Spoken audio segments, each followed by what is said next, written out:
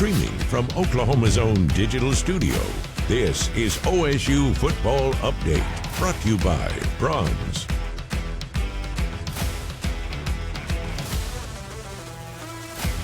Well, hi, everyone. Thanks for joining us as we give you an OSU update in terms of what the Cowboys have in front of them for football this weekend.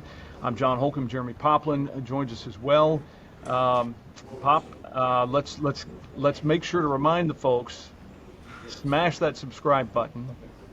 Baby needs new shoes, and our thanks to our sponsor, Bronze.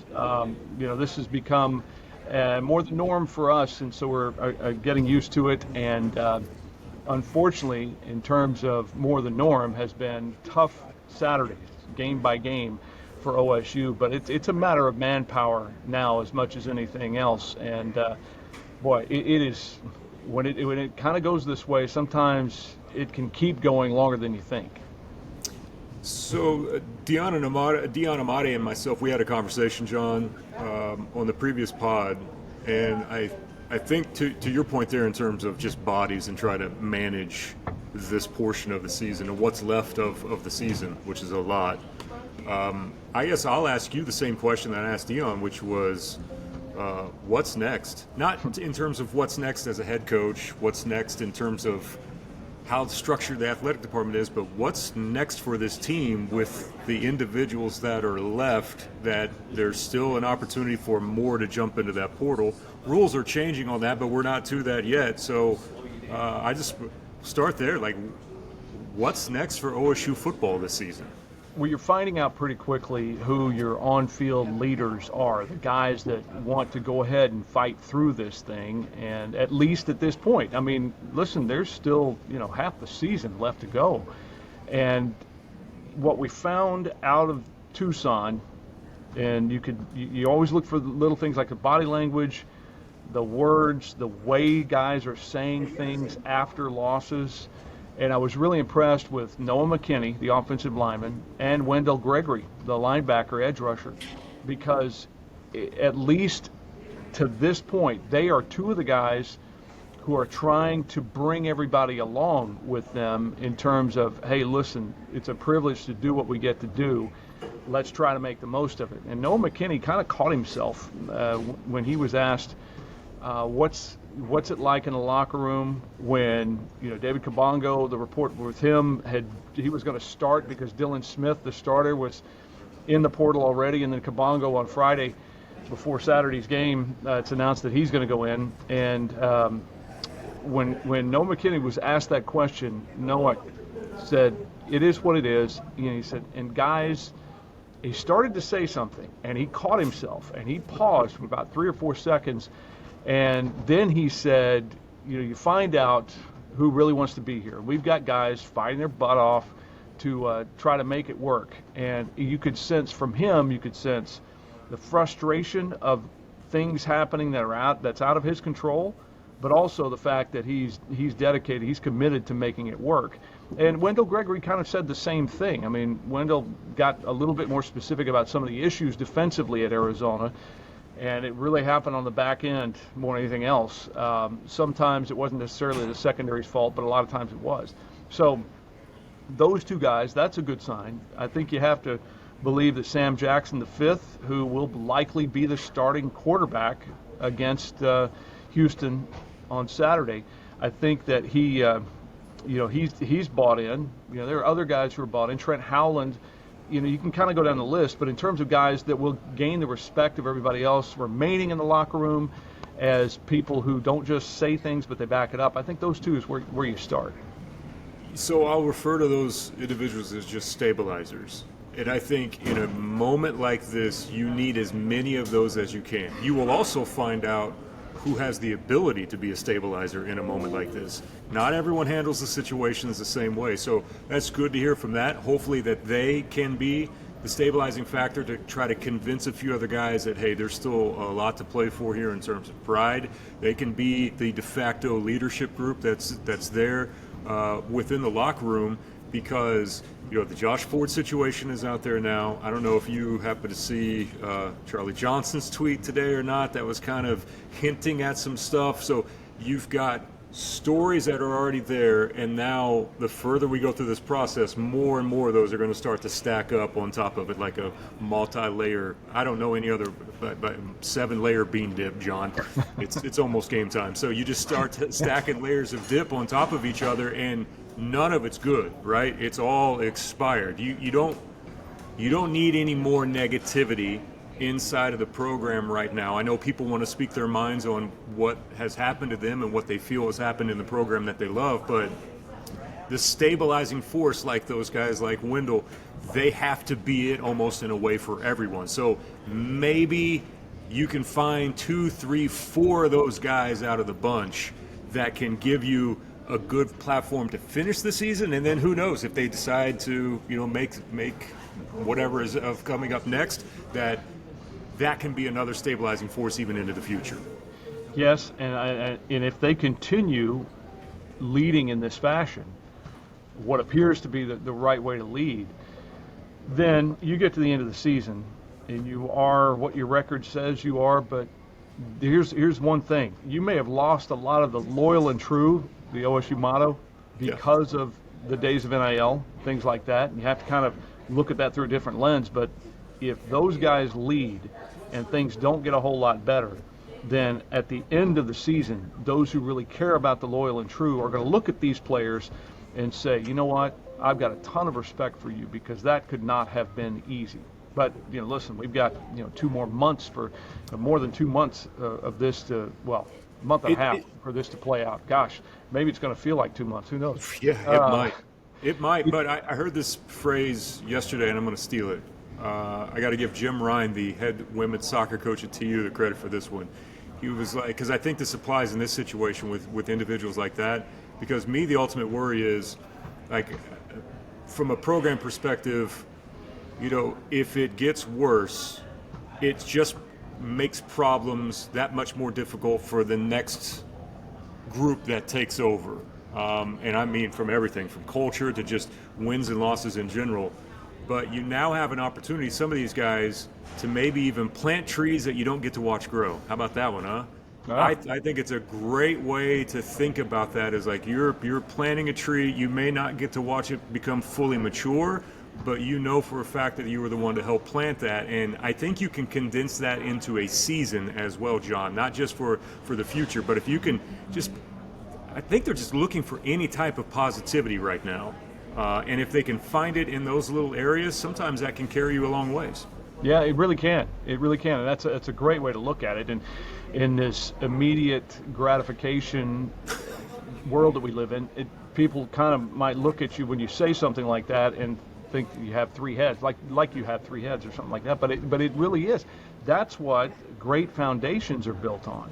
It's the sacrifice of doing something when you may not see the end result, but you're trying everything you can to do it the right way. So you get through that. I think that we've talked about Clint Bowen on the defensive side, the interim defensive coordinator. We've talked about his approach being the right approach, and trying to be encouraging, but also he's going to get after these guys too. I mean, if you're giving up as many big plays as they gave up against Tucson, and let's credit quarterback Noah Fafita with his ability to keep plays alive, get out of the pocket, and still make something happen. But he's not just trying to keep everything positive and fun. He's also trying to help these guys get better. And he's trying to do it where now he's got 4 safeties in the portal. It's Cam Epps reportedly is in there now too. At some point you run out of safeties. So how does what he wants to do defensively, let's say against Houston on Saturday, how does that change? I mean, you gave up all these big plays. You would have to assume that maybe you back off a little bit. You're still going to blitz when you think it could be effective, but you can't let guys get by you. And it's such a fine balance, right? Because with everything that happens, it just feels like, again, the negativity from outside noises just keeps getting louder and louder and louder, because you look at it in a situation like that, you're down 4 safeties, which, I mean, it's kind of one of those things like, what am I supposed to do? One of those type moments. Like, I can make things as free and easy to play for them to just go play, which he talked about, simplify things. But At the end of the day, you're down that number of players. There's not really that much that you can do, and the noise just gets louder and louder. This is one of the ultimate consequences that I know that we want what is best for the student athlete, and we think that making moves at a certain point in the season is not only best for the program, but sometimes we forget that, the rest of the guys that are here that are going to commit to this have to go through a world of you-know-what to even make it through the end of the season. That's with staff members and players, and that's kind of the world that Oklahoma State's living in from a football perspective to me right now. The way you just described that reminds me of a particular scene in Shawshank Redemption. I mean, he finally escapes. Yes. I mean, that's in a way that's kind of what's going on here. I would say this on the defensive side: the defensive line linebackers have really played fairly well up to this point. And then you flip it on the other side. If you're talking about 4 safeties in the portal, well, you've had your top 2 quarterbacks banged up. But one thing that we heard from Doug Meacham this week is that Hoss Haney, who could very easily and still might just look at the situation and say, I could still preserve a year, yes. But he continues to tell Coach Meacham that he wants to play. And could that be as early as next week with Cincinnati? Maybe. Don't know yet. But that's the biggest thing is you don't really know about a lot of things right now. No, you don't. And there's a part of me that looks at it and would say, okay, I get his line of thinking if that's the decision that he makes. I also get his line of thinking, which is I want to play because maybe I'm setting myself up for not only here, but maybe for somewhere else. I mean, all of these guys are like on full display right now. It's almost like being on a practice squad and putting, good quality film on tape, for all the NFL teams to be able to pick you up after you get cut from your training camp. So I think there's a variety of ways to look at it, which gets me to my next question on Sam Jackson V. I don't know why when you just slap a 5 behind someone's name, it just kind of elevates their status a little bit. It's almost like you got to put an extra little stank on it, like the 5th, when you say his name every single time. Is, in your opinion, knowing what they have at quarterback, Dion and I also talked about this, which is having a guy that, he's played different positions, but he's been through a lot of different environments and situations that, from a mental standpoint, you don't expect perfection out of him, but you're just being able to expect him to handle things a little bit better just because of significant playing time that he's had in other locations.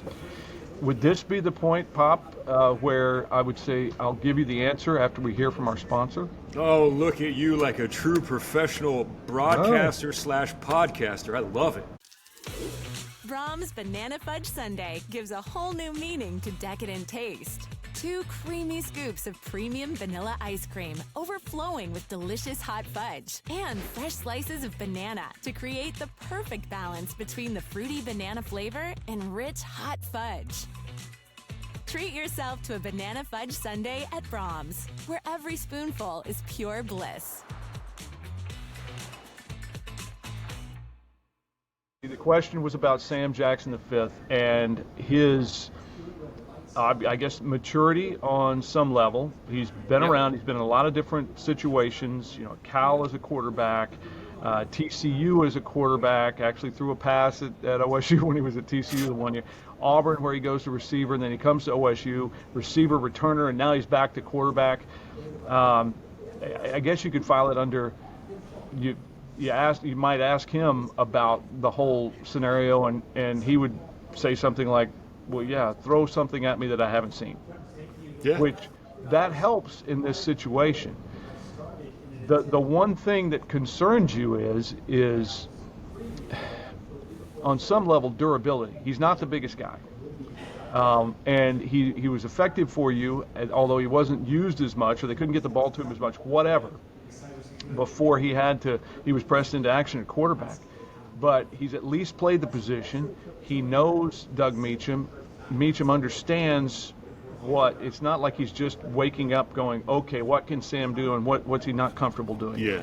You know what he can bring to it, and he's pressed into a leadership role. And if he wasn't bought in as a player leader, then you'd probably see Banks Bowen playing. Or, the young man who's transferred in, who played at the lower level before Noah Walters. I mean, you might even see him, although he's not ready yet, and so I know some people might ask that, but it's good that you have a leader like Jackson. That he's well liked by other guys, and he has a variety of a skill set. The weakness is with his size. One, can he take hits? As a receiver, you would say yes, but these are different kind of hits when the big defensive linemen are bearing down on you and they can land on you and that sort of thing. We just ask Zane Flores. But you get past that to, can he see over the lineman? You know, does he have the ability to change arm angles based on how guys are coming at him? And you know, so you got to get him as comfortable as possible. How much does that limit the playbook? And does that really matter? You're going to run things that you know he can run, and you just live and die with it. I mean, you're kind of limited in some of what you may want to try to do.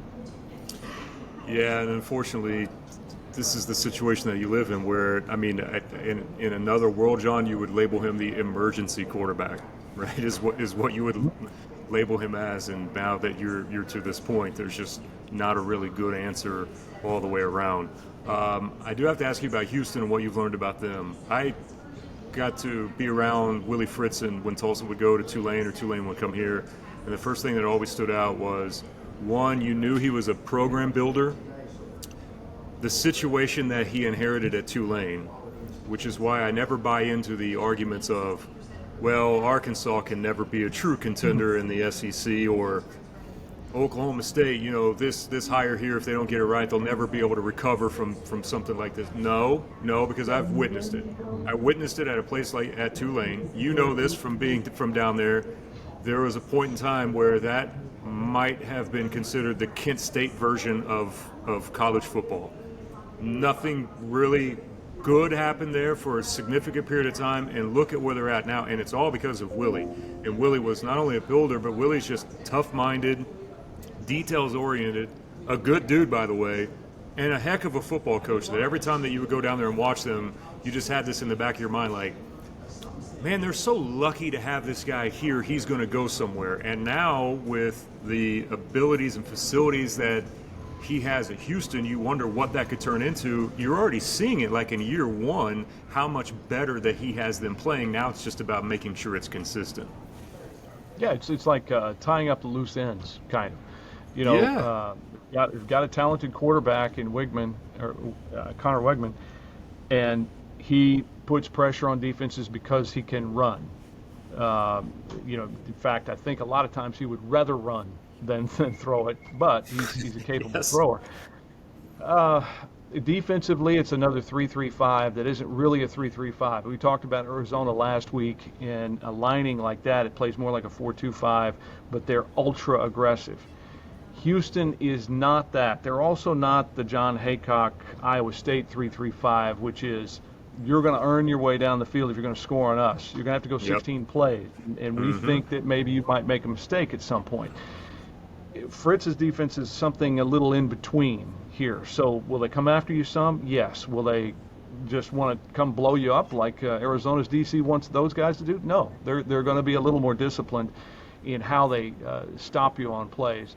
But you're also going to have a hard time throwing it over their heads. And it is a recipe that is dangerous for Oklahoma State's offense when you talk about Sam Jackson, the likely starter, engineering 15, 16-play drives. What that means is, if you're OSU, your offensive line is going to have to do an outstanding job of opening holes for your running backs. And I think that Rodney Fields and Trent Howland are a good 1-2 punch. Fields with more explosiveness, Howland with the big back. We're going to get tougher yards when we need to get tougher yards. I don't know that you're going to see Trent Howland take a pitch and go wide and throw a halfback pass unless he's had success running it between the tackles, and then you think you could really surprise a team. So it is a very difficult task. And then back on the offensive side for Houston, you get tight ends involved. They've got some good size there, and then you've got a former Cowboy, Stephon Johnson, who when he was a freshman made those tough catches in a win over Texas before everything kind of fell apart the year the Cowboys lost to Wisconsin in the bowl game in Phoenix. on the Diamondbacks' home field. Stephon would like nothing more, I'm sure, than to pay back.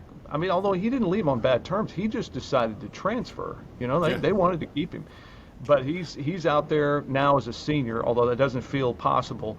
But he is a deep threat, too. And if there's been one thing to put a big old bow on this that has been one of the bigger issues, it's been letting guys run free in the secondary or missing tackles on that third level. And you just can't afford that in a game. You need to be the one hitting the big plays, and you need to minimize the ones that you're giving up.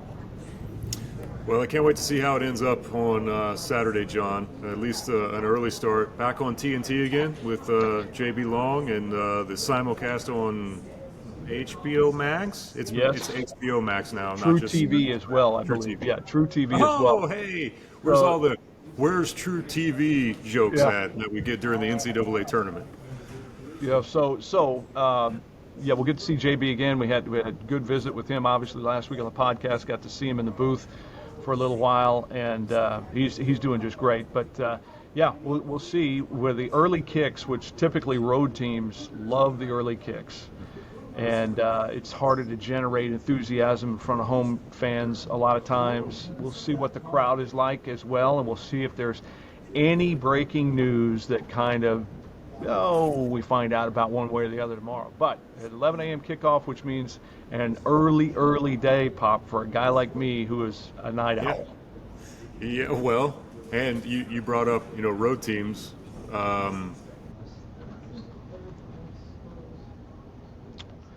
Well, I believe Jeremy is out for the moment. There he is. He's back now. You're back now. Hey, I don't know what happened there, but I was just going to mix in here the visiting team with the early kickoff.